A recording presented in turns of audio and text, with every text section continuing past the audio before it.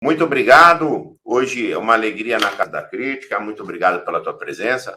Nós estamos recebendo a doutora Camila Palmeira, doutora que vai nos dar luzes para os olhos, luzes para o entendimento também de um assunto tão importante, principalmente para o nosso público aqui, o nosso público estudioso, público que está sempre com leitura de texto, leitura em tela, escrevendo e etc.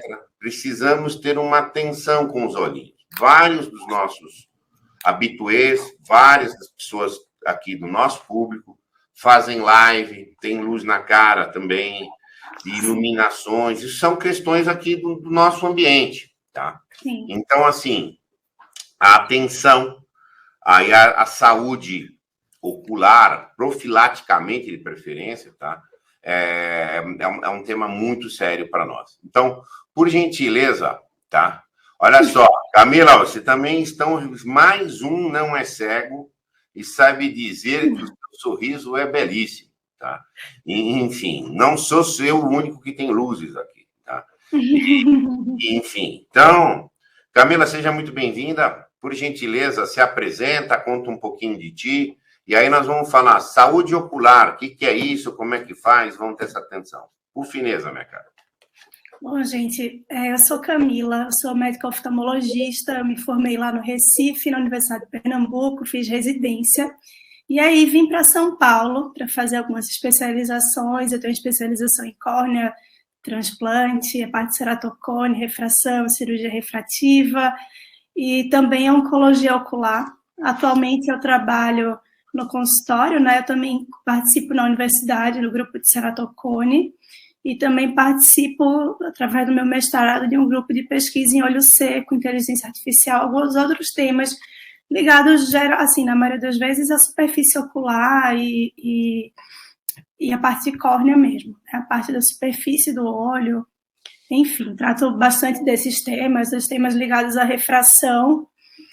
E hoje eu vou conversar um pouquinho com vocês, né, sobre que cuidados que vocês devem ter, o que é que vocês podem fazer, como é que a gente pode fazer para melhorar a nossa performance visual. Porque a gente sabe que cuidar da saúde dos olhos é também cuidar da performance, né, do que os olhos podem nos trazer de benefícios. E para quem trabalha diretamente com eles, quase que 24 horas por dia, aí, tirando a hora que dorme, está sempre lendo, sempre usando os olhos. Então é importante que a gente saiba ter estratégias para que os olhos para que essa leitura possa render mais, porque assim como o nosso corpo cansa, o nosso olho também cansa, ele também precisa de cuidados. Então, estratégia, adorei tua palavra, precisamos de estratégias. As soluções meramente espontâneas podem ser pobres. Eu dou meu exemplo aqui, eu fui levando, eu era cego e meio que não sabia, e achava que o mundo era menor mesmo, até que você falou, não, o mundo é maior, tá? E você me deu estratégias que são muito valiosas, tá? Então, conta para nós, vamos aprender a ter estratégias para usar melhor os olhos, tá? Sim, que uma coisa que acontece, a gente se acostuma, às vezes, a ver mal, né? E se acostuma a sentir dor, a gente se acostuma a sentir dor de cabeça no final do dia, a gente vai diminuindo o rendimento aos poucos e não percebe. Então, é por isso que assim, a prevenção ela é tão importante. E o conhecimento também, né? Saber o que é normal, o que é que não está normal, para a gente poder buscar. Porque se a gente não sabe que isso é um problema, a gente não vai procurar uma solução. Então, me permita uma interrupção, Camila, mas você falou uma coisa aqui que é muito importante para nós aqui na Casa da Crítica. E essa é uma bandeira que eu levanto muito aqui em vários viés. A gente se acostuma. A gente se acostuma com desrespeito. A gente se acostuma com feio. A gente se acostuma com quase tudo, gente. Inclusive a renunciar à inteligência, tá? Então, a gente se acostuma a níveis basais, mais baixos, tá? Então, enfim, isso é muito sério. Eu mesmo padeci de acostumar de ter que ler assim, ó. Tá entendendo? E, enfim, sabe, acostuma, tá? Então, assim, que orientação boa, minha cara, por favor. Então, vamos lá. Eu vou começar da mesma forma que a gente tinha começado o último encontro, explicando um pouco como que funciona, né, o sistema visual, que um dos grandes problemas que a gente tem é a falta de óculos, né, a falta de correção. que é algo que parece muito primordial, assim, mas em que, em muitos casos, é negligenciado. Então, a gente tem, inclusive, pacientes adultos cegos que nunca tiveram acesso a um óculos, e por isso não aprenderam, não leram, não se desenvolveram na vida.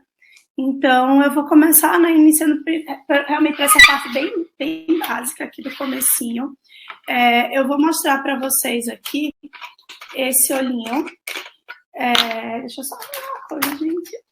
Meu olho deu faltando a córnea. Eu tive que mandar buscar esse olho, que eu tinha esquecido ele, e ele veio faltando um pedaço agora para mim. Achei, estava dentro, ó, apareceu. Dentro. Que bom. Ó, então, aqui é o nosso olho, tá? Então, eu vou explicar para vocês como que o nosso olho enxerga. Eu vou tirar o olho aqui aberto ao meio, a gente tem uma estrutura chamada vítreo, que é como se fosse uma gelatina, que ela mantém a forma lá, a homeostase dentro do olho, tá? O olho da gente, na verdade, a gente não enxerga com o olho, por incrível que pareça. O olho, ele é como se fosse uma antena que capta o sinal luminoso. Uma imagem, ela chega para a gente através de um sinal luminoso, né? Tudo é luz, tudo é ondas e partículas de energia luminosa. Então, o olho da gente, ele é uma antena. E essa antena precisa ter uma precisão na captação para transmitir a informação que é para quem realmente enxerga, que é o nosso cérebro, tá? Então, o olho, ele tem um jogo de lentes, como se fosse uma câmera fotográfica, e a retina, que é realmente o local, ponto de captação. Então, o olho, a luz, ela atravessa duas estruturas. A primeira estrutura delas é a córnea, que é a lente com o maior poder dióptrico do olho. 2/3 da refração do nosso olho está aqui. Depois, ela cruza essa estrutura chamada cristalino, através de uma estrutura colorida chamada íris. Ela passa por um buraquinho que é a pupila e chega lá dentro do olho. No olho, a luz, ela vai chegar na região chamada mácula, tá? E essa mácula, através de um nervo óptico, que é como se fosse o fio que a gente liga na TV para processar a imagem. Esse fio vai levar a informação para a região posterior do cérebro, chamada occipital, e lá a gente vai ter essa percepção. Porque a imagem nada mais é do que uma percepção. A imagem não é real. Não é o real que a gente toca. A imagem é uma percepção daquele objeto que a gente tá olhando. Então, é assim que o nosso olho enxerga, que o nosso olho nos permite enxergar, não enxerga. Então, para a gente ter uma boa imagem, a gente precisa que a imagem seja entregue exatamente no ponto de melhor captação, que é a retina. E o que acontece? Quando a gente tem um erro refrativo, que é, no caso, miopia, hipermetropia, eu vou tirar só isso aqui para não ficar caindo. Quando a gente tem a miopia, hipermetropia ou astigmatismo, a gente tem um erro de aposição dessa imagem. Vamos dizer, eu vou pegar aqui esse batonzinho aqui. Da última vez eu estava mais preparada, tinha uma caneta, agora que eu tenho próximo esse batom, mas ele vai servir, tá? Então, a gente olha para esse batom. A imagem que vem desse batom, ela vai atravessar aqui o nosso olho, né? Através das lentes que eu expliquei, e vai chegar lá dentro para ser captado pela retina de forma invertida. Então, para eu ter uma boa qualidade visual, eu preciso que essa imagem chegue na minha mácula. No olho míope, o olho é muito grande, o olho míope é um olho grandão. A imagem fica antes da mácula, ela não chega lá no ponto. Eu preciso de uma lente que joga essa imagem para trás e eu consigo ter um foco bem definido. No caso do hipermetropia, ao contrário, a gente quer aquele olho pequenininho. Então, a imagem, quando ela vem, ela é jogada lá para trás. E aí eu também, novamente, preciso de uma lente numa direção oposta para trazer a imagem e eu tenho um foco e uma imagem definida. O que acontece é que as imagens que a gente enxerga, elas não estão sempre na mesma distância. A cada ponto, a cada hora, a gente olha para imagens em diferentes distâncias. E se o nosso olho ele não tivesse o poder de foco como a câmera fotográfica, então o nosso olho ele é capaz de movimentar essa imagem, óbvio, até um certo limite, porque senão não precisaria de óculos. Então, a gente, quando olha para uma imagem no infinito, a gente precisa de um foco, a partir de 6 metros. Quando eu aproximo a imagem, eu preciso de um foco diferente, porque quando eu trago a imagem, quando eu trago o objeto, a imagem, ela vai indo para trás. E o meu olho, ele consegue puxar. Ele consegue puxar numa graduação de até 3 graus, através dessa musculatura aqui, ó. Essa musculatura chamada musculatura ciliar. E já já vocês vão entender porque que eu estou explicando tanta coisa anatômica, tanto detalhe anatômico aqui, que pode estar parecendo que eu estou falando um monte de coisa assim, sem muito benefício, mas... Tá maravilhoso, Camila. Vocês vão entender por que eu estou falando sobre isso, tá? Então, o nosso olho, para a gente enxergar, ele está trabalhando o tempo inteiro, tá? E a posição de repouso do nosso olho, a imagem padrão de repouso, é a imagem que a gente considera o infinito. Sempre que eu aproximo a imagem, essa musculatura se contrai, o meu cristalino se modifica e deixa a imagem aqui projetada no ponto ideal na retina, tá certo?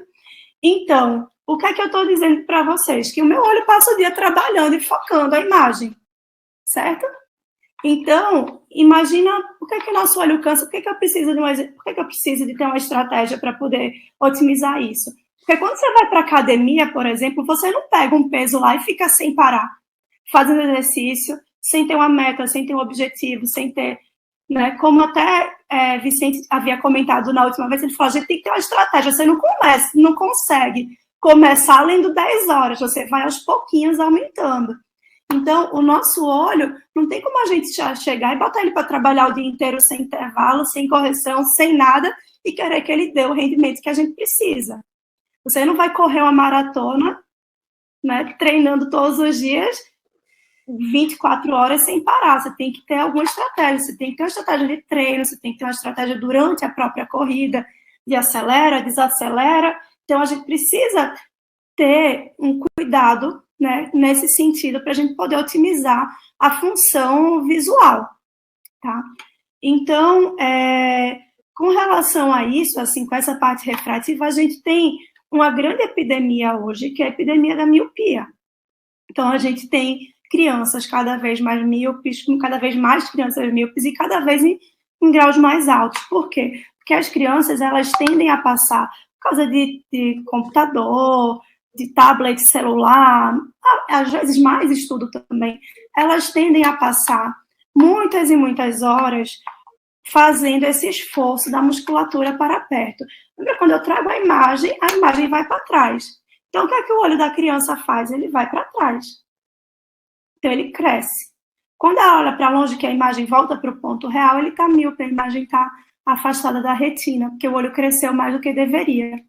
No adulto, o olho já não tem mais essa capacidade de crescimento. E aí, o que é que a gente tem? A outra epidemia para o lado do adulto, o espasmo da acomodação.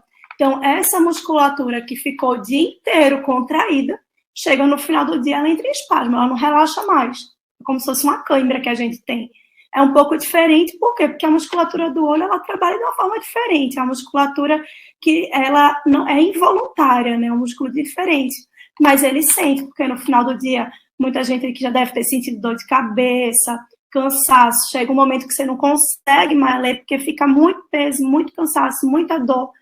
E aí você acaba não conseguindo, mas você perde performance.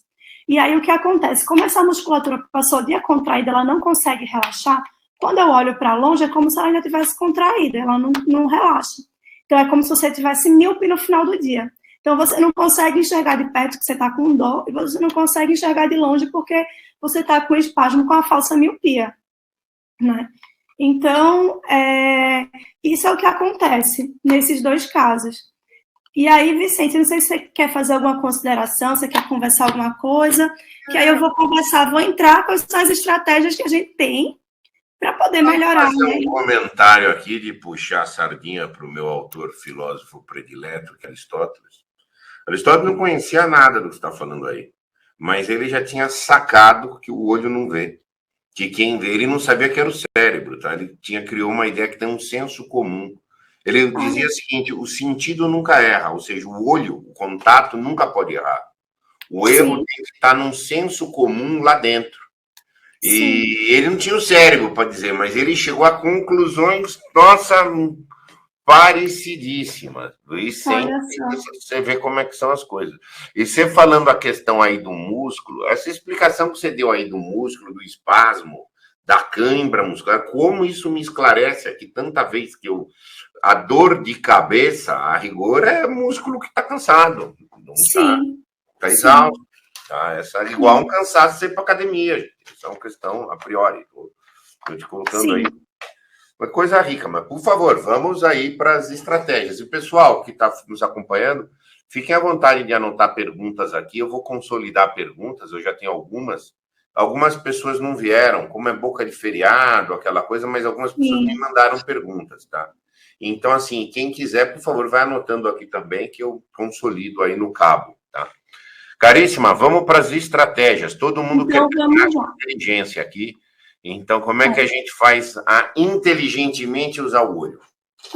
Então, a primeira coisa é a gente usar a correção adequada, né? Porque, por exemplo, ele falou de óculos de descanso. Aí eu vou falar sobre isso. A gente precisa, em primeiro lugar, deixar com que o nosso olho, na posição basal, na posição relaxada dele, a imagem esteja focada, certo?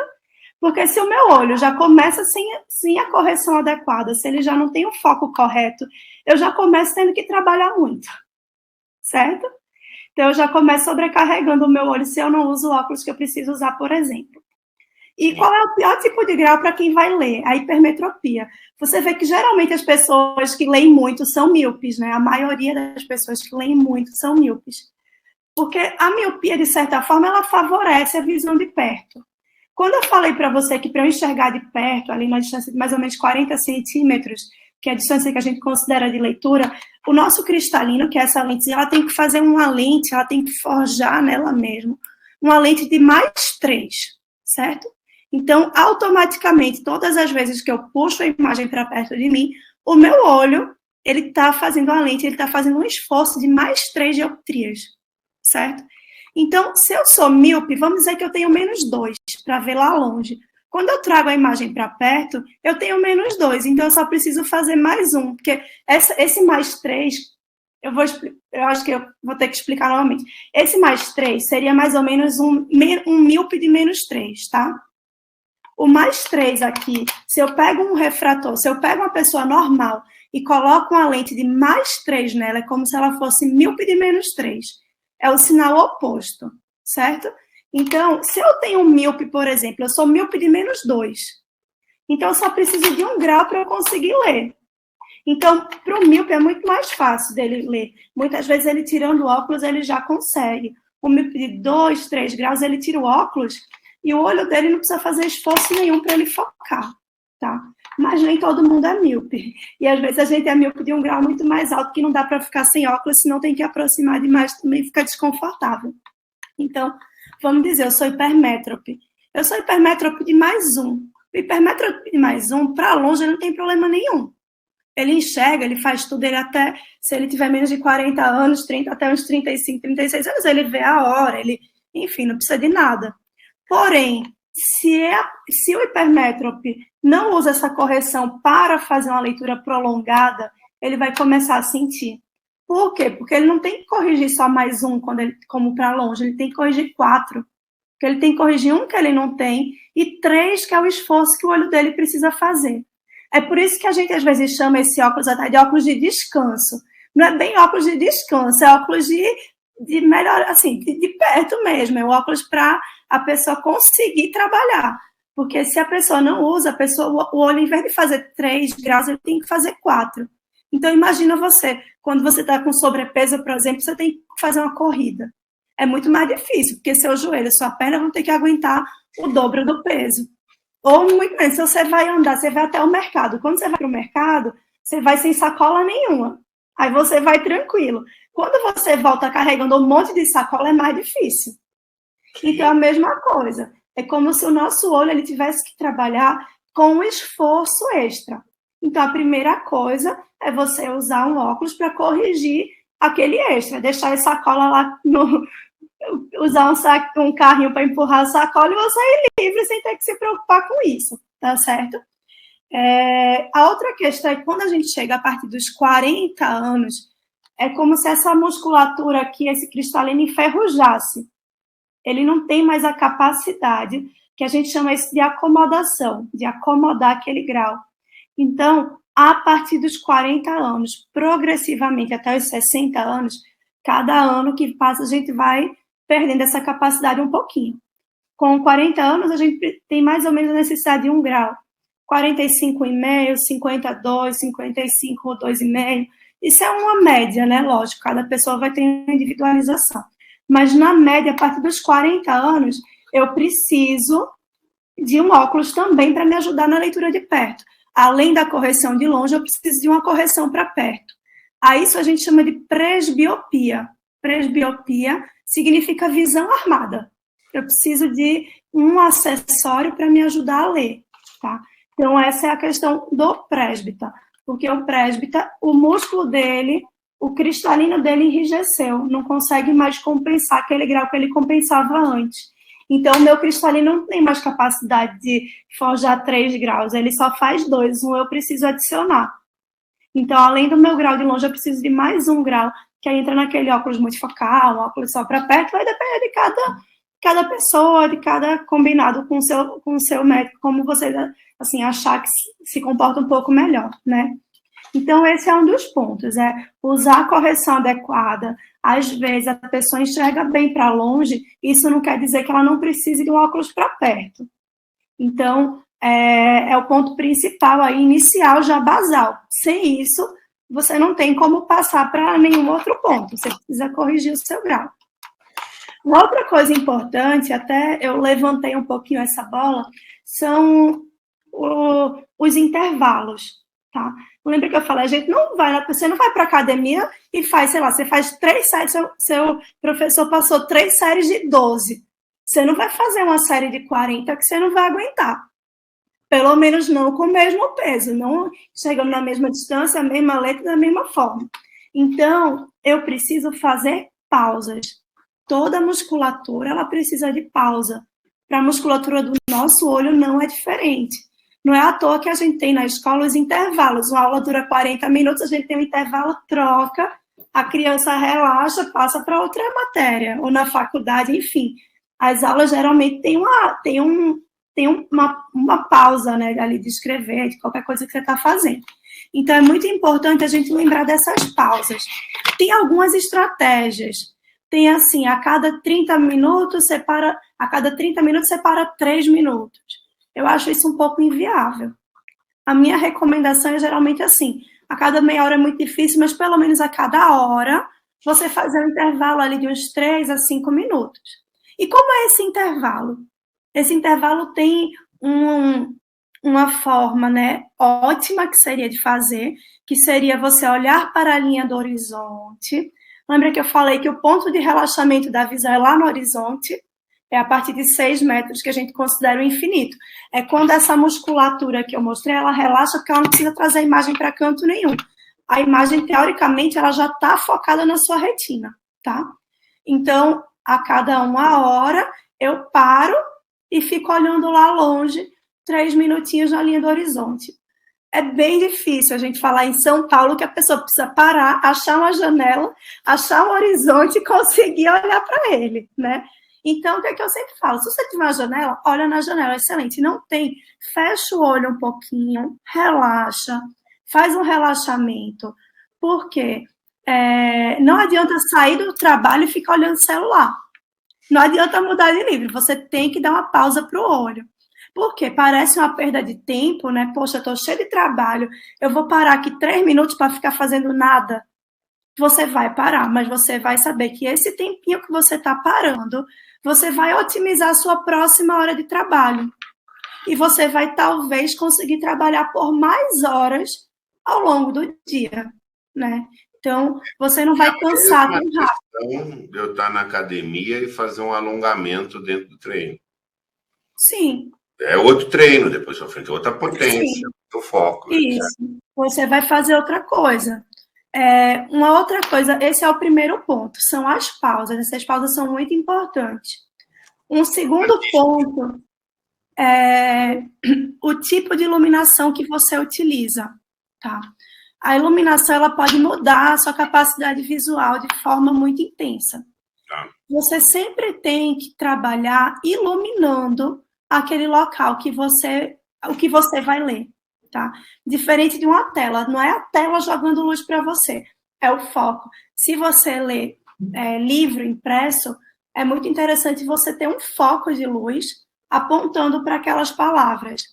Porque o contraste, o nosso olho ele também tem uma coisa que é o contraste. Quanto maior o contraste das letras no papel, mais fácil para a gente ler. Então, menor o nosso esforço para ler também. Então, a gente precisa ter uma boa iluminação. Trabalhar na penumbra, trabalhar em meia luz, trabalhar em lugar escuro não é adequado. Você também perde performance visual. É mais difícil, você vai demorar mais para decifrar aquele código, porque ler é decifrar um código, né? Então, você vai demorar mais, você vai levar mais tempo para conseguir decifrar aquilo.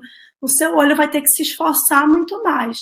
A mácula que está lá, a mácula é cheia de receptores que são ávidos por luz. Ela tem baixa sensibilidade. A região principal, né, da visão fina, ela tem baixa sensibilidade. Então, pouca luz é ruim, não consegue interpretar, não consegue ver. Vai se esforçar muito mais. Em relação... Uma pergunta nesse ponto. Claro. É um dado que eu tenho aqui. Eu tenho um estúdio, eu posso iluminá-lo, ligar a luz do ambiente, tudo funciona e eu leio. Eu tenho sentido mais conforto quando eu deixo tudo escuro e ligo um abajur em cima especificamente do livro que eu vou ler. Isso, porque você tem mais contraste naquilo. Você dá muito contraste ali. É melhor usar esse formato do abajur? Não precisa ser tudo escuro, até porque aí você entra numa questão que algumas pessoas, quando fica escuro, a visão cai um pouquinho por outras questões que assim, a gente, se for entrar, vai acabar indo muito. Mas, assim, um ambiente mediamente iluminado, ou, enfim, que tenha muita luz também, às vezes, incomoda. Muita luz vindo no seu olho, aí a pupila contrai, aí tem outros problemas, assim. Mas um ambiente mediamente iluminado e o foco de luz no papel que você está lendo. Isso aí que você está fazendo está ótimo. Se você sente conforto com tudo apagado, você está lendo bem, não tem problema. Desde que você tenha bastante iluminação no papel que você está lendo, você tem aquele contraste, tá? Uma outra coisa também muito interessante é com relação ao tipo de luz. A luz do sol, ela é muito melhor para os nossos olhos do que a luz artificial. Então, sempre que possível, um ambiente iluminado com luz natural, ele é um ambiente melhor para os seus olhos, por vários motivos. Um deles é que a luz do sol, a exposição solar, de certa forma, ela consegue relaxar um pouco a nossa musculatura ocular. Inclusive, para crianças não desenvolver a miopia, a gente recomenda uma quantidade de exposição à luz do sol por dia. A gente tem uma experiência bem, assim, bem conhecida, né, na oftalmologia, que eles pegaram para poder explicar esse crescimento ocular, a importância da luz para o controle do crescimento ocular.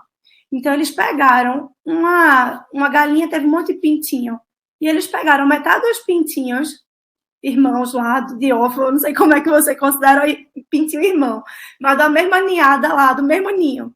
Metade dos pintinhos, eles colocaram uma venda e não deixaram esses pintinhos jamais terem exposição solar. E os outros ficaram livres lá bicando lá no galinheiro, soltos, expostos à luz. E depois eles sacrificaram esses pintinhos e mediram os olhos. E os pintinhos que não tinham exposição solar, o olho era enorme. E o olho do pintinho que estava exposto à luz solar era bem no tamanho normal. Por quê? Porque a falta de estímulo luminoso é como se o olho ficasse ali tentando buscar alguma coisa, né? E ele vai crescendo, crescendo, crescendo. Ele não tem o estímulo de parar de crescer, de relaxar. Então, o olho acaba tendo esse crescimento. Então, a gente sabe que de luz, se ele não acha a luz, ele tenta buscar erraticamente, nem que seja. Exatamente. Aí não tem o estímulo adequado. Então, a iluminação... eu não sei se vocês já tiveram essa sensação, mas às vezes um dia que eu estou estudando o dia inteiro, estou cansada, passei o dia trabalhando, fechada no consultório, chega uma hora que eu quero ir ao ar livre, eu quero abrir a janela, eu quero pegar um pouco de sol, e isso relaxa. né? Às vezes você não sabe por quê, mas isso aí te relaxa, isso te acalma, isso melhora a condição do seu olho. Que essa questão é da iluminação ao ar livre, é o ambiente ao ar livre. Isso também é muito importante. Então, de repente, se você tem assim, a possibilidade de passar o dia inteiro no quarto com luz artificial ligada, com ar-condicionado ligado e tudo, ou você deixar a sua janela aberta, a cortina aberta, vento entrando, você vai tender a perceber que você vai ter um melhor resultado com esse ambiente mais natural, digamos assim, porque você acaba dando um certo relaxamento para os seus olhos. Uma coisa importante de saber é que, por exemplo, sempre que o nosso corpo está em movimento, o nosso olho está relaxando. Em geral, quando a gente está fazendo um esforço de visão, é o momento em que o nosso corpo está relaxado. Então, a gente entra num outro ponto, no terceiro ponto. A gente falou de pausa, de iluminação, e a gente vai falar de exercício. O exercício para o corpo, ele é muito importante para também o cuidado do nosso olho. Porque é um momento que a gente dá uma pausa para essa musculatura. É igual você falou na academia, a gente para e faz um alongamento. Na academia, a gente não faz um treino só a mesma musculatura sem parar o tempo todo. A gente treina anterior, depois já treina posterior, treina braço, treina perna, vai alternando. Que a gente precisa botar alguma parte do corpo para trabalhar enquanto a outra repousa. Então, você precisa também tentar incluir de alguma forma algum tipo de movimento no seu dia. Porque esses movimentos... E explica aqui por que depois que eu faço esteira todo dia, eu realmente tenho um ganho de visão. Porque, teoricamente, eu estou relaxado com o olho. Você está com o seu olho relaxado. Perfeito. Então, sempre que a gente movimenta o nosso corpo, o nosso olho relaxa automaticamente. Porque quando a gente está fazendo qualquer exercício de corrida, qualquer exercício que libera adrenalina, endorfina, o nosso olho, ele fica na posição de relaxamento, que é para visão de longe. Quando a gente tem qualquer efeito adrenérgico, é um estímulo que a gente chama de estímulo de fuga. A nossa pupila dilata e o nosso olho, ele fica na posição de visão de longe. Porque imagina, isso é ancestral. Quando a gente estava numa selva, quando a gente morava na caverna e a gente tinha um risco, a gente precisava não ver a gente não ia ler uma instrução, um mapa, a gente ia ter que ver os bichos que estavam lá longe caçando a gente para a gente conseguir fugir. Então, quando a gente tem adrenalina no nosso corpo, o olho, ele vai para uma posição de foco lá na distância, que é aquela posição que o nosso cristalino está no ponto neutro, relaxado. É o carro quando você bota na marcha neutra ali e ele anda relaxado. Então, o exercício, ele tem esse poder também de relaxamento nos nossos olhos. Então, como é uma dica prática, o que é que eu falo para os meus pacientes no consultório de forma prática? Na hora do almoço, não vai de carro, vai andando. Você pega um pouco de sol, você faz uma caminhada, então você já vai relaxar ali um pouquinho e você vai desgrudar um pouquinho das telas também, né? Que é difícil, a gente tá tão assim colado em tela que a gente para um pouquinho e já fica procurando a tela. Se você vai no carro, todo mundo andando no carro mexendo no celular. Então, de repente, se você consegue, no meio do dia, às vezes é difícil fazer, sei lá, incluir musculação, esteira, tem gente que não consegue. Eu digo porque na minha rotina, é difícil para mim. Então, o que é que eu faço? Eu tento, eu vou ali a um lugar mais próximo, eu vou de bicicleta, eu vou andando, o que eu tenho que fazer ali, o que eu possa fazer andando ou possa fazer pedalando, eu tento incluir isso no meu dia. É uma forma. Eu tratei isso como se fosse um descanso mental. Exatamente. Um descanso mental mais ocular. Isso. Porque lembra que o nosso cérebro que enxerga. Então, descanso para o olho é um descanso para o cérebro também. Sim.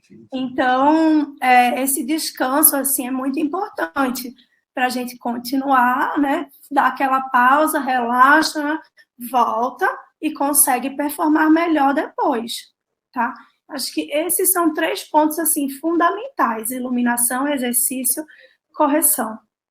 Tem 2 perguntas aqui que estão muito condizentes com o pé da tua explicação.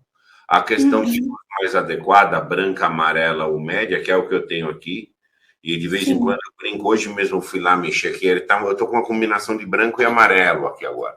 Tá? Mas eu tenho que dar uma mexidinha ali. E a outra é a questão da configuração do PDF, para deixar a página preta, eu deixo cinza, se isso é uma abordagem adequada. Tá? Olha, Daniel, se você não tem problema de contraste, se você não está cansando com isso, eu realmente não vejo nenhum grande problema, não. Tem que ser um cinza um pouquinho mais escuro. Se for muito claro, você vai ter mais dificuldade de enxergar. Eu não sei, assim, quantos anos, qual é a situação. Por exemplo, pessoas com catarata ou com grau de não corrigido, elas não conseguem enxergar baixo contraste. Então, você pode não estar perdendo alguma coisa aí.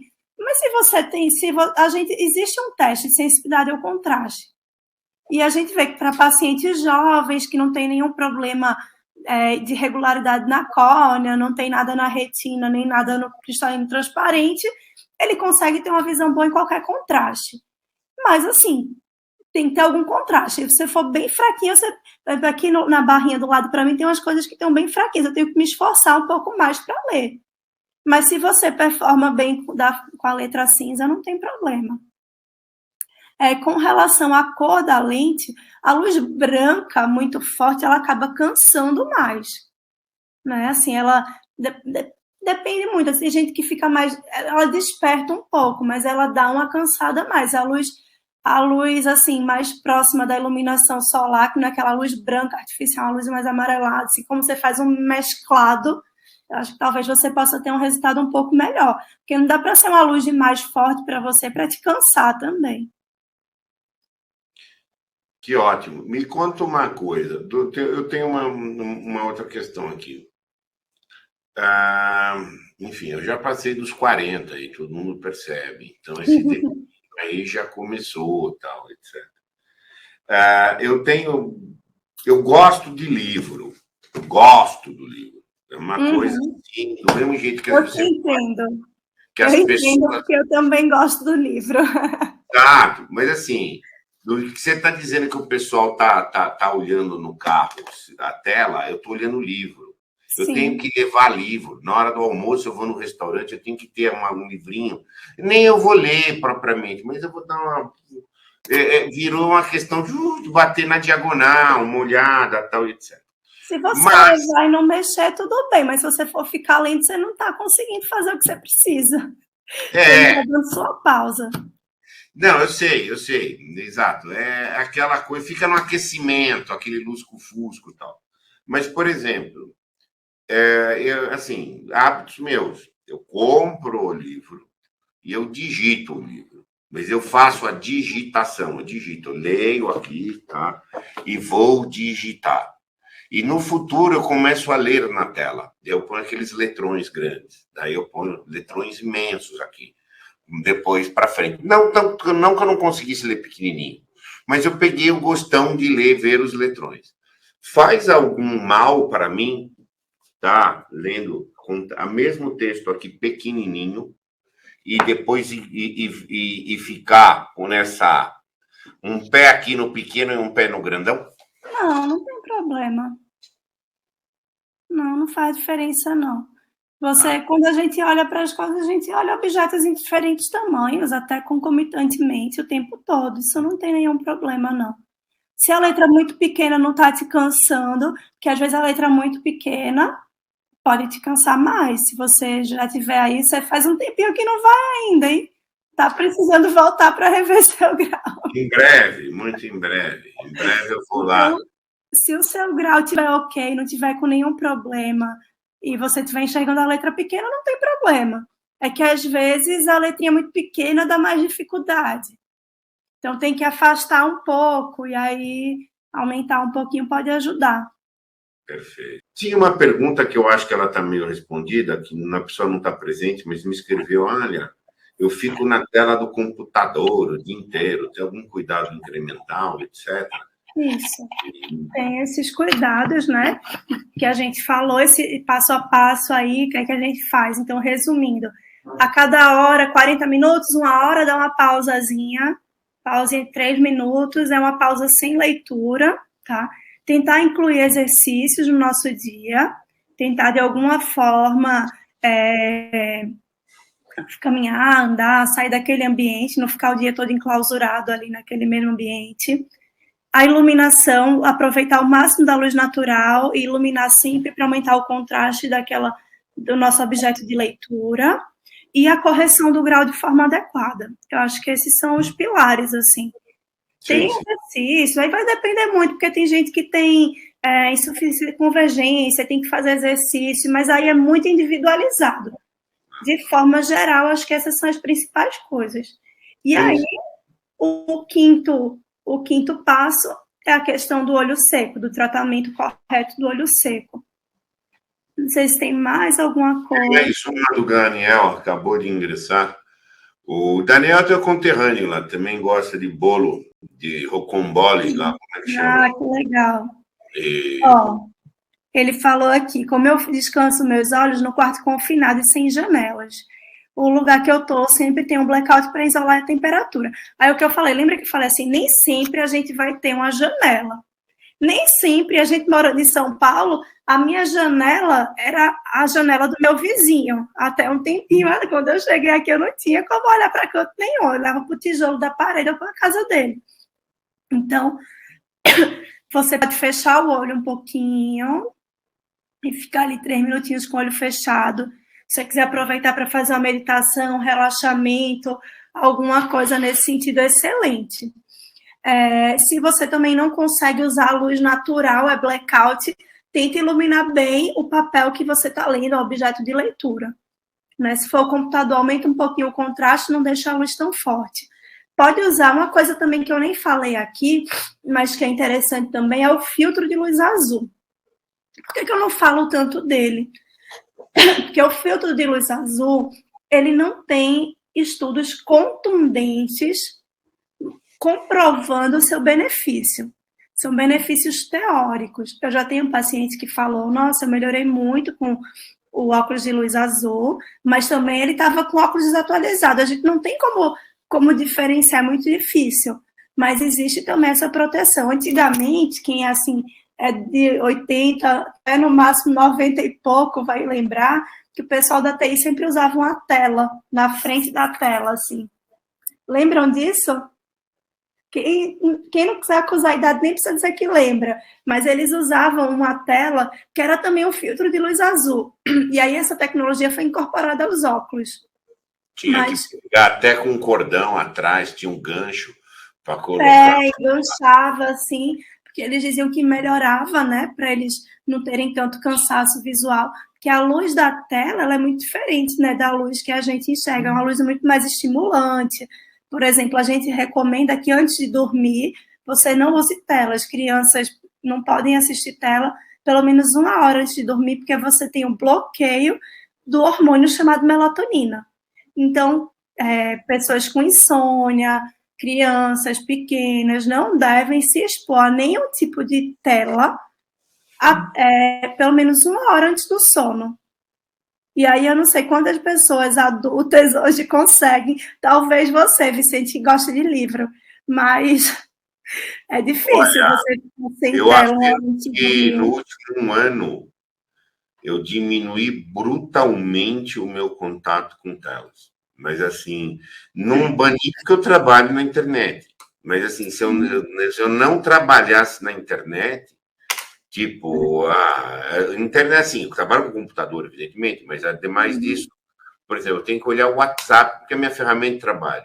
Mas eu navegar em tela para ver curiosidade, YouTube, nossa, diminuir, não carrego o celular quando eu estou na rua, eu faço o policiamento ativo para diminuir muito o meu contato com tela. É que, em teoria, né, assim, teoricamente, essa luz azul, essa frequência de onda de luz azul, ela é a principal responsável por esse estímulo. Então, por isso que alguns telefones, eu sei que o iPhone ele tem isso, eu não sei, talvez as da Samsung também tenham, que é o Night Shift, que é que ele bloqueia, chega a partir de determinada hora da noite, a tela fica um pouco mais amareladinha, porque ele bloqueia a luz azul da tela. Porque, teoricamente, você teria menor estímulo, né, menor cansaço e tudo. Mas, realmente, é difícil você comprovar isso na prática. Os estudos teóricos mostram. mas quando eu falo de luz azul, de proteção azul para meus pacientes, eu sempre falo, existe esse tratamento, ele tem um benefício teórico, mas ele geralmente tem um custo, antigamente era um custo de R$300 por óculos. Então, assim, eu preciso, né, falar que esse benefício pode existir, mas eu não tenho como comprovar ele, nenhum estudo comprovou. Por isso que eu digo que ele é um benefício teórico. Aí, se a pessoa quiser tentar usá-lo, eu acho que é válido, mas não tenho como garantir. Claro. Olha só, aqui eu passo de ver, sou objeto de ironia tantas vezes, porque este é o meu celular. Tá? É o tamanho dele. O pessoal acha que não, eu falo aqui, tá?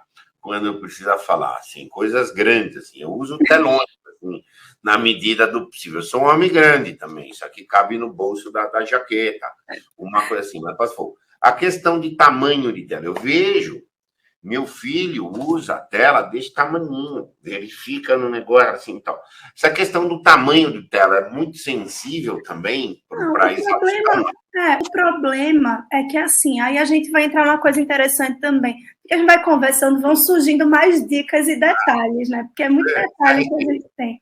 Uma coisa que é importante também, lembra que eu falei que quanto mais a gente aproxima a imagem, mais o olho tem que fazer esforço para focar a imagem no ponto. Então, se eu uso uma tela muito pequena, eu vou ter que aproximar muito para enxergar. Então, quando eu aproximo muito para enxergar, eu canso mais.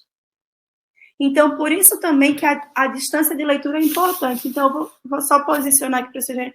A distância de leitura ideal eu digo, aquele braço na posição confortável, é o braço assim. Não é nem aqui, nem assim, né? Então, você tem que deixar o seu braço na posição confortável. Tanto que quando eu vou fazer a medida do grau para perto, dos pacientes que usam esse grau de perto, eu falo, coloca seu braço na posição confortável de leitura. Aí ele coloca. Fala, essa é a sua distância de leitura. Não vai tentar ler aqui que você não vai conseguir. Seu olho não consegue puxar a imagem para cá mais. Porque ele precisa de um esforço adicional. Então, se você é jovem, não tem esse problema da distância, mas você está sobrecarregando. Você está tendo que fazer um esforço muito menor, muito maior. Então, se eu uso uma letra muito pequena, você não vai conseguir enxergar ele aqui, você vai ter que puxar. Então, acaba que é pior, né? Porque você não vai conseguir ler, você tem que se esforçar muito mais. Então, uma letrazinha no tamanho, não precisa ser uma bula, não precisa ser também uma letra que você vai ler aí você também cai a performance que você vai ter uma letra por página, você vai ter que ficar fazendo assim para ler, aí não adianta. Tem que ser uma letra num tamanho legal que você consiga ver bem, sem muito esforço, numa distância de mais ou menos ali uns 40 centímetros. Ok. Eu acho que por cabo, nesse bloco, a gente tem uma questão da luz fria ou quente, mas eu acho que é um detalhamento da questão do branco, do amarelo, enfim. É que a gente estava conversando, né? A luz, essa luz assim, uma luz muito forte, muito intensa é ruim. Uma lente que se aproxime mais da iluminação natural. Não aquela luz branca de hospital, que aquilo ali cansa, só de você entrar, você já fica... Você não consegue ficar muito tempo naquele ambiente. Porque assim, além disso, ele deixa a pessoa irritada, ele deixa a pessoa cansada, ele deixa a pessoa estressada. Então, tem que ser agradável. A sua leitura tem que estar num ambiente agradável. A temperatura tem que estar agradável. É igual trabalhar. Você vai trabalhar, vou no consultório, Vicente, sabe, conheceu, Léo. Eu gosto de uma luz, eu uso uma luz um pouco mais fraca, às vezes uma música coisa mais relaxante. Não adianta você ficar o dia inteiro naquela luzona forte, branca, estressante, você vai ficar louco ali dentro. Então, tem que balancear. O que é que vai te ajudar a ter melhor contraste, melhor visão e mais conforto também, né? Porque... eu quero arriscar uma tese metafísica aqui. É só uma colocação até provocativa. O lugar tem que ser bonito também, para você querer ficar olhando, gente. Você trabalhar em lugar feio, até o olho deve sofrer. Porque, você tem que estar em um ambiente agradável, sem muita poluição visual, porque se você tem muita poluição visual também, você começa a perder o foco da leitura. Automaticamente o nosso olho ele tem essa tendência de buscar imagens, né? A gente está sendo estimulado, então o olho vai buscar o estímulo. Então, o lugar que eu mais vou é a minha academia. Eu vou 3 vezes por dia na academia. Olha só. 150 metros para academia aqui. São 150 metros aqui até academia. Muito É bem. tanta poluição visual que eu vejo daqui até lá, mas é tanta feiura que tem paulista, tá? Entenda. E é tanta feiura, até assim, até o olhinho deve estar reclamando, sabe assim, mas...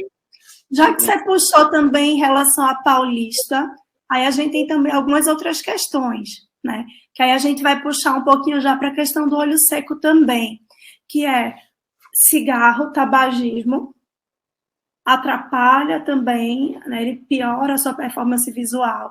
Porque quando a gente fuma, tem um paciente falando assim, nossa, foi que ele falou, ele estava, na verdade, passando o filho dele. Aí ele falou assim, mas eu passei, aí não, desculpa, foi com a pressão do olho, outra coisa, a minha pressão do olho estava normal. Ele falou, porque eu passei na consulta, minha pressão estava 20, depois eu passei, minha pressão estava 12, depois eu passei, minha pressão estava 20. Aí eu falei, você fuma? Que ele tinha feito, ele falou, eu fumo. Será que você tinha fumado logo antes da consulta? Eu tinha fumado logo antes da consulta. Então, o cigarro, ele aumenta a pressão do olho, ele altera o poder refrativo não poder refrativo, mas ele altera o estado refracional do olho momentaneamente. Então, e ele causa também uma piora do olho seco, tá? Então... Vou aproveitar esse gancho, não sei se tem nexo que eu vou falar aqui, ou se cabe, não. Os alimentos inflamatórios, tipo, basicamente glúten, afetam essa questão da visão também? Olha, o glúten para o celíaco, ele pode causar turvação visual momentânea, né? O paciente celíaco, ele pode ter essas alterações. Aí são alterações que são mais transitórias. Mas esse estado, a gente sabe que algumas condições que a gente sabe de livro, assim, de registro, a gente sabe que algumas condições podem alterar o estado refracional do olho. A gente sabe que a diabetes pode alterar o estado refracional do olho. Então, o paciente diabético, para ele fazer um óculos, por exemplo, ele precisa estar com a diabetes controlada, porque se ele tiver com a diabetes cada dia num grau diferente, principalmente acima de 200, né? Então, a gente sabe que aquilo ali vai alterar o grau. Então, ele pode medir o óculos de manhã e ter outro óculos no final do dia. Então, a diabetes, sim. A gestação também, como ela altera a frouxidão dos tecidos, ela consegue alterar até não só o estado refracional, mas o poder dióptrico do olho mesmo, alterando a curvatura corneana transitoriamente. Então, gestação e lactação são coisas que alteram. A gente sabe que o cigarro altera de forma transitória também o poder refracional, o estado refracional do olho. E eu diferencio porque estado refracional é aquele estado que eu falei da contração do cristalino, tá? Da musculatura, é o estado, é como ele está naquele momento. O poder refrativo, não. O poder refrativo, ele é fixo. O poder refrativo é o cálculo da curvatura dessas estruturas na posição de repouso e o tamanho do olho. Então, isso é o poder refracional. O estado refrativo é se ele está mais contraído, se ele está com espasmo de acomodação, se ele está, enfim, diante de uma turvação visual. Aí ela perguntou da cafeína. A cafeína, eu vou te confessar que eu não vi nenhum estudo a respeito, mas eu acho que não deve ter muito problema, porque a maioria das pessoas que eu conheço estuda à base de cafeína. Então, realmente, assim, nunca vi nada específico sobre a cafeína, não. Mas, se você for pensar da cafeína ter um efeito um pouco adrenérgico, talvez ela cause um pouco de relaxamento ali na musculatura. Mas é algo que as pessoas, em geral, elas estão naquele estado basal de cafeína ali durante o dia inteiro, estão adaptadas. Eu realmente posso dar uma olhada, mas hoje eu não sei te responder especificamente sobre a cafeína. Você sabe que eu sou celíaco. E quando eu me consultei contigo, eu não sabia que era celíaco. Olha só. E assim, eu estou completando 10 meses sem nada de glúten. E a minha visão melhorou brutalmente. Olha só. Brutalmente. Mas é brutalmente. Porque uma outra coisa também que você entra na questão do celíaco é que o estado, você falou do estado inflamatório. Aí a gente vai entrar na área do olho seco agora. Eu acho que a gente já pode seguir, né, por essa parte. Que a gente, estou vendo aqui que eu falo muito, então qualquer coisa... Está assim, abrindo um baú. Estamos falando uma hora. Aqui que, nossa senhora, que alegria gozar desse baú de riqueza. Estamos falando há uma hora e agora vai uns 30 minutos aí no olho seco, tá? Vamos lá. Enfim, eu enganei vocês até agora, porque eu não falei da nossa primeira lente do nosso olho. Eu falei que eu mostrei 2 lentes e escondi de vocês, para não ficar tão confuso, que o nosso olho ele tem uma primeira lente importante. Ela tem uma lente chamada lágrima. A lágrima, ela é nossa primeira estrutura e o olho, e a lágrima ela é de fato uma estrutura, porque a lágrima ela é dinâmica, ela é produzida e absorvida a todo momento, ela evapora, ela tem células no meio dela, ela tem 3 camadas que são produzidas em mais de 5 tipos celulares diferentes.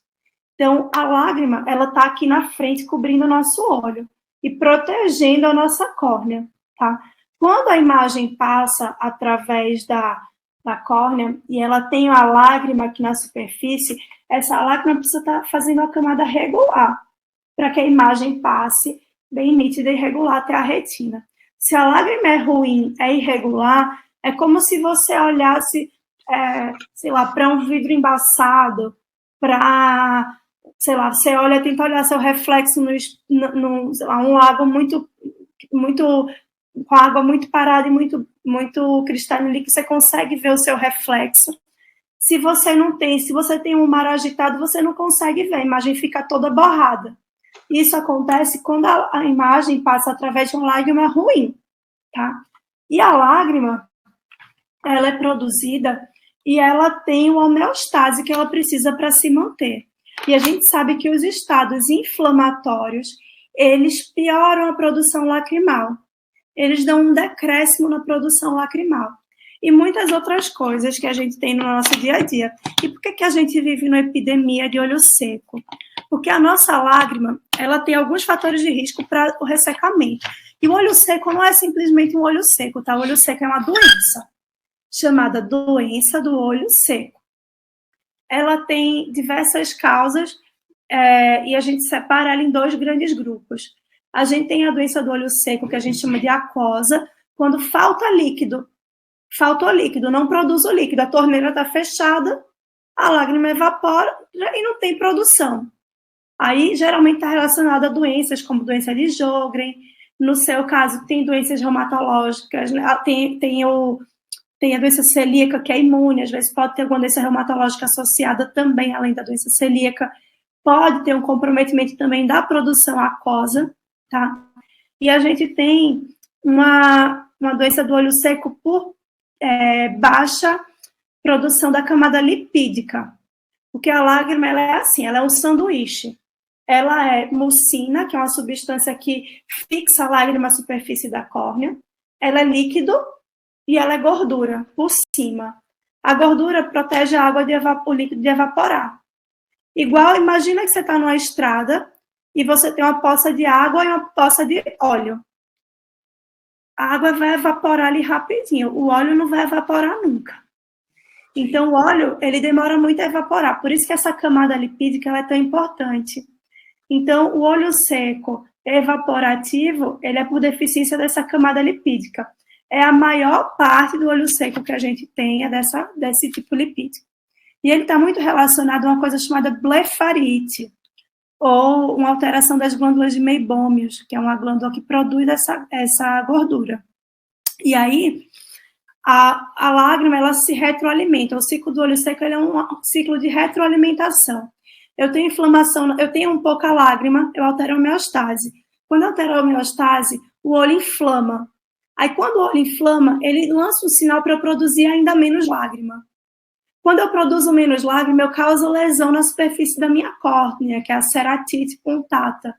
Quando eu tenho essa ceratite, eu produzo mais inflamação, aí a lágrima fica pior ainda. E aí você não sai daquele ciclo. Então, quando eu tenho um estado inflamatório, eu tenho mais inflamação dificultando ainda mais a produção, então o retroalimento. Então você pode ter um pouco de deficiência de produção aquosa, você tem uma alteração da produção da parte lipídica e você tem mediadores que são citocinas, que a gente chama, como se fosse um sinal, como se fosse, para de produzir lágrima aí, tá bom, não produz. É mais ou menos isso. Então, os estados inflamatórios, eles fazem com que a gente fique naquele ciclo que se perpetua, tá? E aí entra a importância da lubrificação, desse cuidado. Por quê? Porque a gente está exposto a inúmeros fatores que causam ressecamento do olho. Aí eu vou citar 5, aí vocês vão dizer, nossa, eu tenho os 5. Poluição, uso de tela, ar-condicionado, idade, quando a gente vai ficando, a idade vai avançando, quanto mais de 40, estresse, privação de sono, uso de medicações ansiolíticas, medicações para antidepressivos, medicações psicotrópicas, algumas medicações antihipertensivas, baixa sensibilidade corneana, como, por exemplo, no caso do diabetes. E aí, para a mulher, ainda cai mais aí a menopausa. Então, olha aí quantos fatores de risco a gente tem. Ou seja, eu estava até conversando com o meu orientador do mestrado esses dias, a gente falando, nossa, a gente precisa de 50 pacientes com olho seco e 50 pacientes sem olho seco. Mas se a gente vai 50 com olho seco, será que a gente consegue? Eu falei, doutor, veja só, os 50 com olho seco eu trago até 100 para o senhor, mas não me passa para trazer 50 pacientes sem olho seco em São Paulo, não, porque eu não vou achar. Não tem. É impossível. Porque você... É impossível. Onde é que você vai achar um paciente sem olho seco aqui? Quem que não fica em tela? Não é? Primeiro que tem que trazer do interior, porque se morar aqui já está na poluição, já está ferrado. Então, o olho seco, ele é uma grande epidemia. E como que eu me previno para que esse olho seco não se torne sintomático, para que eu consiga reverter esse quadro? Eu preciso hidratar meu olho. Assim como as mulheres aqui não tomam banho e não hidratam o cabelo. Se tiver cabelo grande, tem que passar um hidratantezinho, um condicionadorzinho. Chega no frio, tem que passar um hidratante labial, tem que passar um hidratante na mão, no corpo. Então, assim, a gente hidrata todo o nosso corpo. Inclusive a parte que está coberta, protegida. E o nosso olho, que está aqui na cara, trabalhando o dia inteiro, a gente não hidrata. Sim. Então, tem alguma coisa errada. Então, tu fala assim, nossa, mas eu preciso usar hidratante sempre, preciso usar colírio sempre, todo dia. Eu falei, você escova o dente todo dia, você penteia o cabelo todo dia, você toma banho todo dia, por que você não vai hidratar seu olho todo dia também? É um cuidado que você tem que ter. Porque, como eu falei que ele se retroalimenta, se eu deixo cair no ciclo, para eu sair é muito mais difícil. Então, eu preciso proteger. Porque se eu pingo colírio, primeiro eu melhoro a qualidade da minha lágrima, eu forneço nutrientes ali para a lágrima. Segundo, eu ajudo o olho a recuperar pequenas lesões que ele tenha sofrido naquele período que ele teve o ressecamento. Terceiro, eu tiro os poluentes da superfície do meu olho. Eu lavo o meu olho, então entra muito paciente que tem alergia ocular, que o olho coça, que o olho irrita. Quando eu lavo, eu vou tirando aqueles antígenos, a lágrima ela vem, escorre aqui pelo canalzinho lacrimal e vai pelo nariz e é mandada embora. Então, quando eu pingo lubrificante, eu também estou limpando a superfície do olho. Então, isso é muito importante. Se eu fico na tela, eu fico sem piscar por horas. A minha lágrima, normalmente, no estado normal dela, não aguenta ficar. Ela não foi feita para isso. Então, eu tenho colírios que eles aumentam a estabilidade do filme lacrimal na superfície. Então, eu consigo trabalhar um pouco mais, piscando um pouco menos, porque não adianta, ninguém fica assim. Se você se compenetrar naquilo que você está fazendo, você vai ficar sem piscar por muito mais tempo do que deveria, não tem como. E o piscar é o que faz com que a lágrima se espalhe na superfície do olho. Sem ela, o olho fica exposto e acaba sofrendo lesão. Então, quais são os sinais de que meu olho está seco? No começo pode não ter sinal nenhum, mas depois quais são os sinais? Por exemplo, se você fica olhando para uma tela e o seu olho embaça e você tem que piscar para você conseguir enxergar. Isso é um sinal muito clássico de olho seco. Se você, no final do dia, está com seu olho vermelho ou ardendo, pode ser olho seco. Se você sente dores em pontada, também se relaciona ao olho seco. E o problema disso é que quando passa-se muito tempo com o olho seco, você pode ter uma sensibilização a nível cerebral e você, mesmo hidratando o seu olho, você continuar sentindo dor. E essas dores empontadas, às vezes, são limitantes, sabe? Isso é muito importante das pessoas, porque muitas vezes eu falo, nossa, isso é uma doença, tem tratamento e tal. E aí os pacientes, às vezes, assim, como se fosse uma epifania. Nossa, é uma doença. Nossa, então, tipo, eu tenho que tratar. Nossa, eu tenho como melhorar. Porque eu tenho um paciente, assim, que uma vez chegou lá no consultório e falou assim, ó, eu tô te procurando, porque eu tô assim, eu já não sei o que fazer, eu sinto muitas dores, está me limitando, porque limita também, algumas pessoas têm limitação por isso. E eu fui no meu oftalmologista que eu ia sempre, ele disse que era frescura, coisa de mulher. Então, assim, muitas vezes os próprios oftalmologistas não têm conhecimento que é uma doença, e se você não tem conhecimento que é uma doença, você faz, poxa, é coisa da minha cabeça, é frescura, não tenho o que fazer. Não, tem tratamento. E o olho seco, a gente começa o tratamento com lágrima artificial, né, com lubrificante ocular, e a gente tem uma gama de tratamentos. Aí a gente tem, por exemplo, suplementos alimentares com ômega 3, ômega 6, vitaminas, minerais.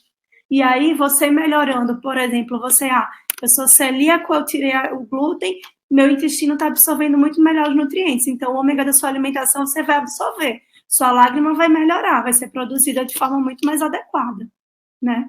Então, a gente tem tratamentos a laser para olho seco. A gente tem casos de pacientes que necessitam de derivados criogênicos, né? Uma extração do soro autólogo, do soro do próprio sangue para pingar, porque tem alguns outros mediadores. A gente precisa, às vezes, eu tenho pacientes que têm doença mais graves, né? Como síndrome de Sjögren mais intensa, que ele precisa fazer uso de imunomoduladores, tanto locais quanto moduladores sistêmicos para tratar o olho seco. Eu tenho pacientes que precisam até ao extremo de câmera úmida. Para você ter ideia, a gente tem como se fosse um óculos de natação especial adaptado para a lágrima não evaporar tanto, porque ele tem muito pouca lágrima. A gente tem a oclusão de ponto lacrimal para a lágrima não escorrer quando ela está produzindo em pouca quantidade. Então, você vê que a gente tem um arsenal assim gigante, né? E, em geral, quanto mais precocemente se trata, mais dificilmente você vai chegar lá na frente num ponto em que você precisa usar todos esses recursos. Porque, geralmente, quando a gente tem que usar isso, é uma doença, né, genética, uma síndrome de Sjögren, uma doença autoimune, que realmente é mais complicada de ser tratada, ou é um caso que passou-se muito tempo e a gente não tratou no início. Perfeito. E, na verdade, é o que deve acontecer muito, porque o pessoal vai acostumando, né? Como você falou aí. Arde um pouquinho, incomoda um pouquinho, não sei o que, dá um pouquinho, a pessoa vai, pisca, compra o colírio. E outra coisa, minha gente, pelo amor de Deus, vocês são inteligentes, aqui é uma casa de gente inteligente. Não usem Moura Brasil. Moura Brasil, aquele colírio azulzinho da farmácia, não é lubrificante. Aquilo ali é uma desgraça. Ele é uma água só, é um placebo ou nem isso? Não, pelo contrário, se ele fosse um placebo, estava ótimo. Entendi. Se ele fosse um placebo, estava jóia, porque não fazia nem bom nem ruim. O problema é que primeiro ele mascara o sintoma, porque ele faz vasoconstricção da vasculatura ali da conjuntiva, então o olho fica branco, aí maravilhoso, né? É tão forte aquilo ali que quem tem hipertensão tem contraindicação, pode subir a pressão sistêmica se usar muito aquilo. Que a nafasolina, ela causa vasoconstricção, pode causar no corpo, aumentar a pressão sanguínea. Então, ele tem conservantes, ele tem o... Nossa, fugiu o nomezinho agora, mas é um conservante que é super nocivo, que ele causa lesão celular, que ele não pode ser pingado, se ele for pingado numa concentração inadequada ao longo do dia, ele pode causar lesão nas células do epitélio, então ele gera mais inflamação. É igual Sorine. Lembra que Sorine saiu até uma reportagem no Fantástico dizendo não use Sorine, que isso aqui faz mal, vicia. Enfim, você tem efeito rebote se você para, você causa mais lesão, então você vai ter necessidade mais de usar ele. Aquilo ali é terrível, não use, em resumo. Não sei se cabe ou não, mas se possível, dá uma ou duas indicações de colírio aí para as pessoas. Ó, a Marcela falou aqui do Fresh, eu acho que é o Fresh Tears. É um colírio legal. É que assim, existem vários. Se for na farmácia, pede um colírio lubrificante. Foge do colíriozinho azul, que é aquele colíriozinho mais baratinho que tem, que ele é o colíriozinho só de clarear. Mas tem vários, esses com nome de lágrima, Lacre Filme, Lacre Bel, Lágrima Plus, Artelac, tem muitos. O ideal é você ter uma individualização dessa prescrição, porque tipo, eu tenho níveis de colírio, né? Eu tenho colírio, por exemplo, esse Fresh Tears, Lágrima, Lágrima Plus, Artelac, tem um monte, Ecofilme, que eles são somente chama carmelose, é uma substância única que ele só lubrifica, ele não hidrata, ele não é reidratante, ele é lubrificante. Então, ele vai lavar, ele vai melhorar, ele vai lubrificar.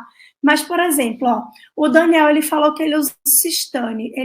O Cistane ele já é um colírio mais complexo, com moléculas complexas na sua formulação. Então, o Cistane ele consegue estabilizar um pouco mais o filme lacrimal. Então, você vê que cada nível de olho seco tem um nível de necessidade diferente que o paciente deve usar. Alguns pacientes só com lacrifilme não resolvem. Outros, eu tenho pacientes que precisam pingar colírio a cada hora ou a cada 2 horas, por exemplo. Nesses casos, o paciente precisa de um colírio sem conservante.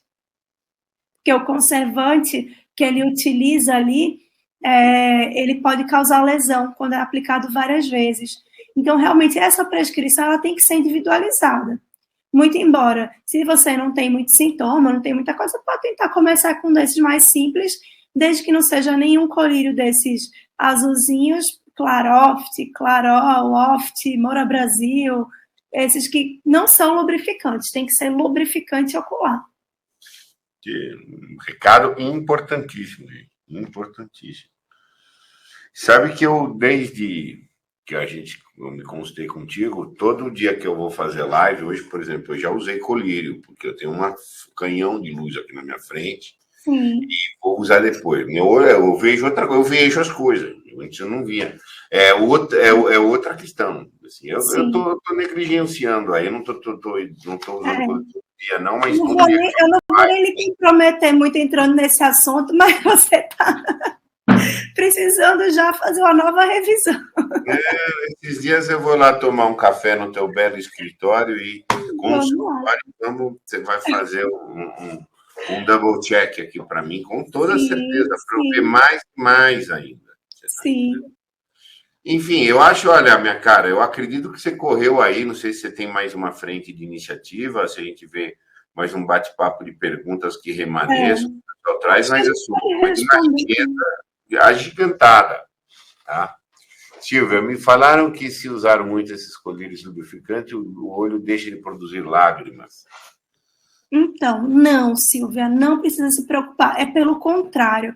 Lembra que eu expliquei que quando o olho resseca, ele entra num ciclo que se retroalimenta e aí sim ele para de produzir, porque eu tenho lesão das estruturas responsáveis pela produção lacrimal.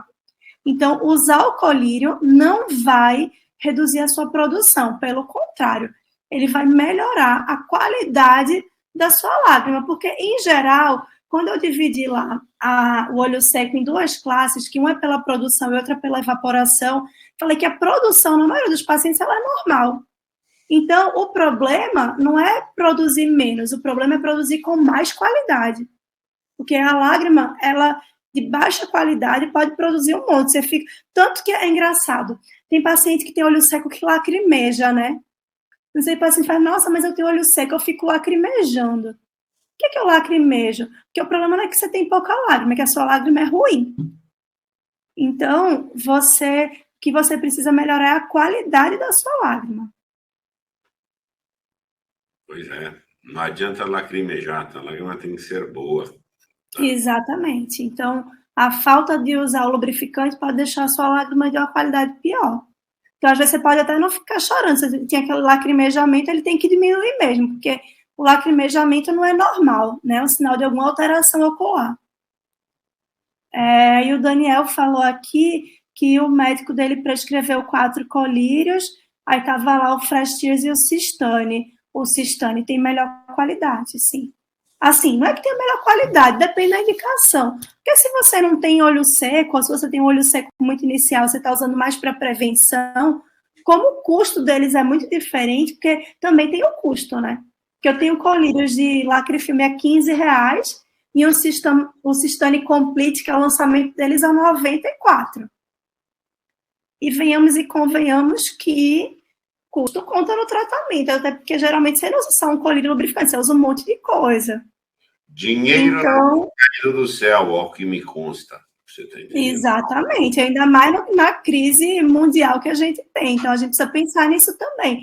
Então, não tem necessidade de eu passar um Systane Complete num paciente que ele está usando de forma profilática. Então, eu passo um Lacrifilme. Mas se eu vejo, ó, seu caso, realmente você já tem um olho seco, você está com lesão na córnea, aí não adianta eu passar um Lacrifilme, eu tenho que passar alguma coisa melhor, nem que depois eu possa usar o Lacrifilme quando ele entrar na fase de manutenção. Mas, indo para uma rota de fecho, minha cara, para o pessoal que vai ler muito, se não abordar essas estratégias, vai ficar ficho, né? Vai ficar difícil, desde tontura, cansaço, não vai conseguir render. O cara amarado, em vez de ler 100 páginas no dia, vai ler 40, talvez. Sim. E aí, e esse é o nosso público aqui. Nós temos um público voraz aqui, pessoas que leem 2, 3 livros por semana. Tá, entenda? Essa é uma dinâmica aqui dos estudiosos. Tá? Perdeu a vista, o estudioso está órfão. Sim. Então, precisa cuidar. Fora assim, aí rapidamente passar pelas questões de prevenção também, né? Que aí a gente tem que ver. Você falou de perder a vista, aí a gente pode só rapidamente aqui para fechar e deixar bem completo, já que a gente está indo para alguns assuntos assim, né? Não só relacionados a essa performance, a gente tem que pensar, por exemplo, em preservação da saúde propriamente de doenças oculares que podem ocorrer e levar à perda de visão. Por exemplo, a necessidade de medir a pressão do olho para prevenir, né, uma doença chamada glaucoma, que é uma doença que cega, né? A retinopatia diabética, então pacientes diabéticos eles precisam tanto controlar a glicemia quanto fazer visitas regulares ao oftalmologista para perceber algumas diferenças iniciais e tratar a retinopatia diabética de forma bem inicial. Aí alguém falou aqui atrás um pouquinho sobre a catarata também. Então, a catarata também é algo que atrapalha muito, né? A gente perde a sensibilidade ao contraste, a catarata fica muito baixa. Então, realmente, a catarata é a opacidade dessa lentezinha aqui, né? Que fica o cristalino. Ele nasce translúcido, ele não é transparente, ele é translúcido. E com o passar do tempo, ele vai amarelando. E ele chega em um ponto que ele realmente começa a atrapalhar a visão. Então, como você tem uma quantidade de luz menor chegando à retina, então você tem uma queda do contraste. Então, você tem uma perda visual também. Então, essas doenças também são importantes de serem sempre monitoradas, né? Por isso que a gente fala, ó, vai sempre uma vez ao ano ao oftalmo, mede a pressão do olho, verifica a retina, se tem alguma alteração. Eu já tive paciente que descobriu, por exemplo, diabetes e hipertensão a partir de uma visita ao oftalmologista, que a gente percebe algumas alterações no fundo do olho, percebe algumas alterações cristalinianas que estão relacionadas a essa doença. E, então, esses cuidados são importantes. E, claro, tem catarata, e é cirúrgico, precisa operar para restabelecer a visão. E esse cuidado, né, essa atenção especial, percebendo que o nosso olho é uma parte importante do nosso corpo e que ele precisa ter a saúde preservada.